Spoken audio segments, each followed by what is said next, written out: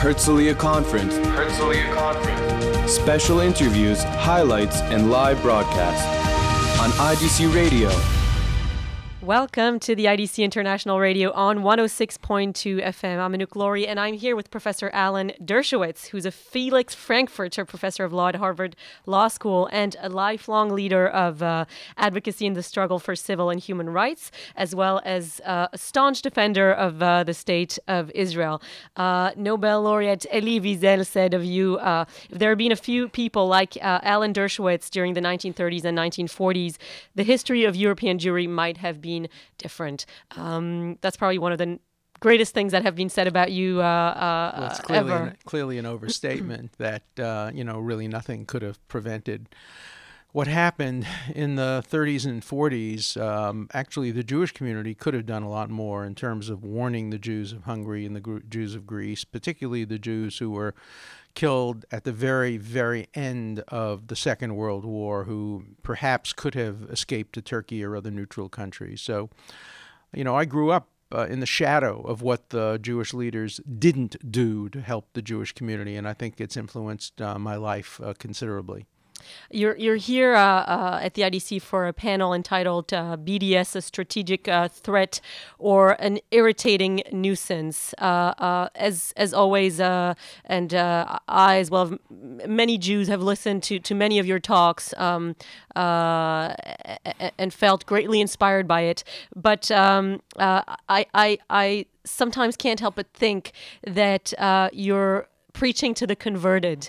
Do you ever feel that? Do you ever feel that you are talking to people who believe like you that Israel has a right to exist, or have you ever felt that you have truly changed the minds of people who are fundamentally anti-Israel, as people say? Neither. What I try to do is talk to open-minded students on college campuses. I know I can't convert the haters, and I know I don't have to convert the lovers. It's the people with open minds. Some years ago, I had a speech at the University of California at Irvine, and there were about 1,000 people in the audience, and I could see 100 of them were pro-Israel. They were wearing the blue and the white kippot, and I could see 100 of them were wearing the green and pro-Palestinian shirts. And I was aiming at that 800 in the middle, and at one point I said to the pro-Israel group, I asked, would you accept a Palestinian state, a non-terrorist state living in peace? And everybody in that group said yes. And I then turned to the pro-Palestinian group and said, how many of you would accept an Israel without an occupation, living in peace next door? And not a single one of them said yes.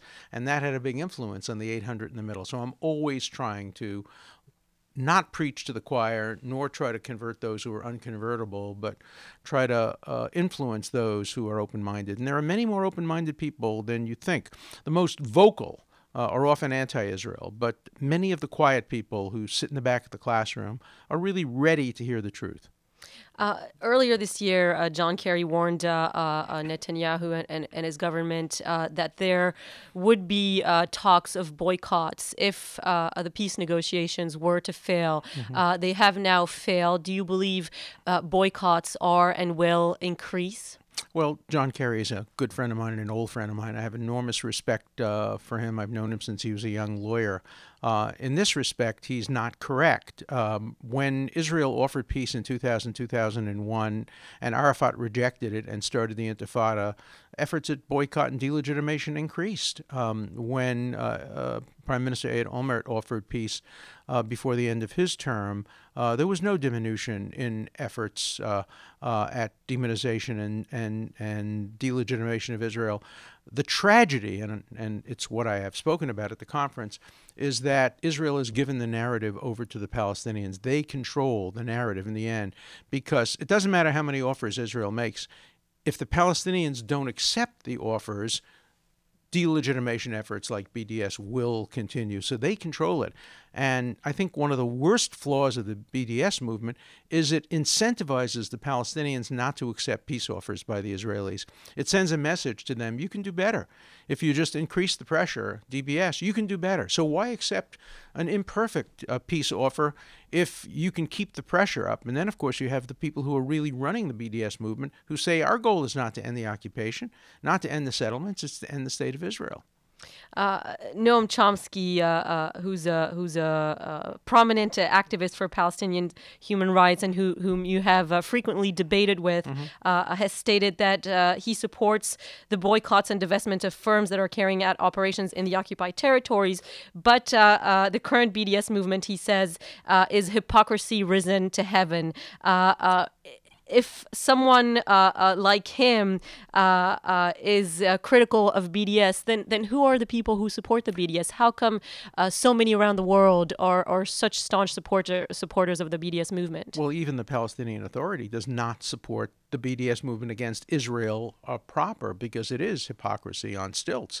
Why boycott only Israel? Why not do it in order of violation of human rights? And, Israel would be 150th on any list. And in terms of the selective boycott of the West Bank, there I disagree with Chomsky as well, because you have many of the boycotts are directed at the firms like SodaStream, which is in Ma'ale Adumim, which will always remain part of Israel, and there should be no objection. And in fact, I had a conversation with Abbas and got him to sign a statement that I had drafted in the Wall Street Journal that said Israel should be allowed to continue to build in places that will remain part of Israel, Ma'ale Adumim, Gilo, but they shouldn't be building in areas that are either disputed or that will probably become part of a Palestinian state. And the BDS movement that focuses on the West Bank doesn't make that distinction. It treats Ma'ale Adumim and Gilo exactly the same as it would treat an illegal settlement outside of Jericho.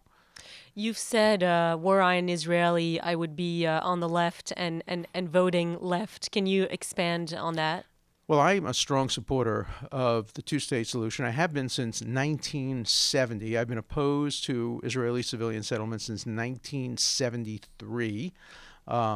Well before the Israeli government was opposed to it, and well before even the Israeli left was opposed to it. So I would regard myself as center-left if I were an Israeli, but I'm not. And as an American, I support Israel. I support Israel's government. I don't have to necessarily support all of its policies, but in general, I support the Israeli government, and that's my responsibility as an American, and I'm going to continue to do that as long as my strength continues. You're often very vocal, I'll say, in your support of Israel. You said in a 2002 debate, for example, that you would sue any professor who voted against the tenure of another academic because of the candidate's position toward Israel, and you called them ignoramuses with PhD.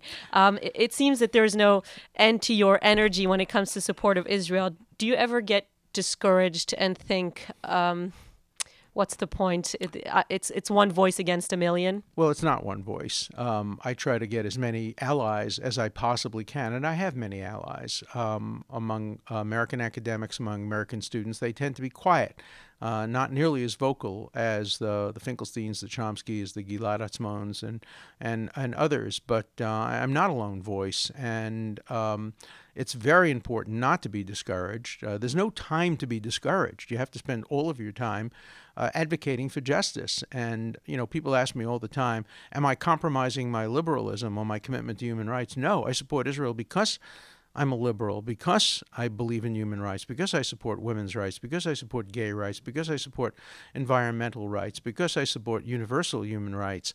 And I don't think any country in the world faced with threats comparable to what Israel has been faced with has ever had a better record of human rights than Israel has had. If I were an Israeli, I'd be very critical of Israeli policies from inside. But as an outsider, I have to judge them by a single standard. You can judge your own country by a harsher standard, but you can't judge another country by a double standard. If you were an Israeli, is that something, have you ever considered becoming an Israeli, moving here and perhaps taking a role in politics rather than as an advocate from the outside? If I had two lives, one of them would be an Israeli, but my grandfather almost moved here in 1932 before I was born. My life would have been very different had he done so. I thought about becoming an Israeli after Yevgeny Kissin became an Israeli. He's the great Russian pianist who got Israeli citizenship for one reason alone. He's not moving here. He wants to announce at the beginning of his concerts, he's one of the greatest pianists in the world, that he is an Israeli. And so if you're boycotting Israeli artists, you have to boycott him. I thought about becoming an Israeli citizen and saying the same thing. It wouldn't have the same impact. People wouldn't care about listening to me as much as they care about listening to Yevgeny Kissin. But if I became an Israeli citizen, it would be for purposes of thumbing my nose at the DBS movement and saying, if you're boycotting Israelis, you're boycotting me. You know, some years ago when they started to boycott Israeli academics, a Nobel Prize winner and I wrote a letter to colleagues saying, for purposes of any academic boycott against Israeli academics, we consider ourselves Israeli academics, because both of us had honorary doctorates from Israeli universities. We sent it out to some colleagues. We expected a few hundred signatures. We got 11,000 academics around the world to declare themselves Israeli academics for purposes of any boycott against Israeli academics. So we have friends, and we have friends in high places academically, and we have to continue to make new friends. So the fight isn't lost? Oh, no, not at all. In fact, we're winning a lot of battles on university campuses. We're winning battles among business people who see Israel as a startup nation. We're winning battles among many in the elite who understand that Israel, look, no country in the history of the world has ever contributed as much to the world in 66 years of existence as Israel. Name a country that has done more in 66 years for medical technology, for agricultural technology, for computer technology. When you compare Israel to other countries of the same size, Israel to Norway, compare the contributions over the last 66 years. They're not comparable.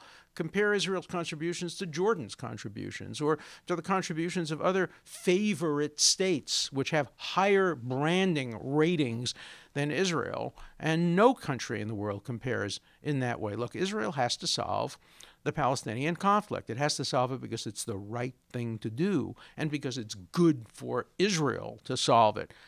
It will not get a lot of points internationally because the hatred of Israel is deeply irrational in some people's hearts and minds. Israel is not only the nation state of the Jewish people, it's the Jew among nations. You cannot understand the eroticized hatred that people in England and France and Greece have toward Israel without recognizing that Israel is the nation state of the Jewish people. And that explains at least part of it. I'm not saying that all anti-Israel attitudes are motivated by anti-Semitism, but I am suggesting that the extreme hatred of Israel cannot be explained without recognizing that Israel is the nation state of the Jewish people.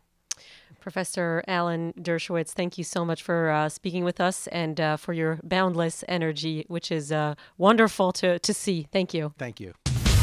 Herzliya Conference. Special interviews, highlights, and live broadcasts on IDC Radio